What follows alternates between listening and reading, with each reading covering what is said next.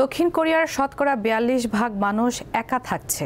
শুধু বয়স্করাই নয়, তরুণরাও বেছে নিচ্ছে একাকিত্বের পথ। ফলে কমছে জন্মহার ও বিয়ে।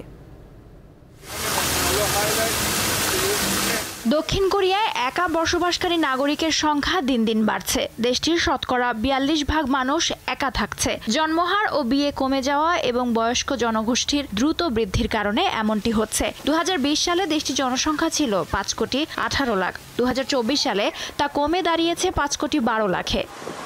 জরিপের তথ্য মতে দক্ষিণ কোরিয়ায় ৫৬ লাখ পরিবার রয়েছে, যেগুলোর সদস্যদের বয়স ৬৫ বা তারও বেশি। ২১ লাখের বেশি প্রবীণ একা থাকে। এই হার বাড়ছে। তরুণরাও একা থাকার পথ বেছে নিচ্ছে। রাজধানী সিওলে একা বসবাসকারী হার বেড়ে ৩৯% পৌঁছেছে। যুক্তরাজ্যের সংবাদ মাধ্যম দি ইন্ডিপেন্ডেন্টের প্রতিবেদনে বলা হয়েছে, এই প্রবণতা দক্ষিণ কোরিয়ার আবাসন বাজারে বড় প্রভাব ফেলছে। আগে ক্রয় বিক্রয়ের উপযোগী অ্যাপার্টমেন্ট তৈরি হতো, এখন ভাড়াভিত্তিক ছোট আকারের আবাসনের চাহিদা বাড়ছে।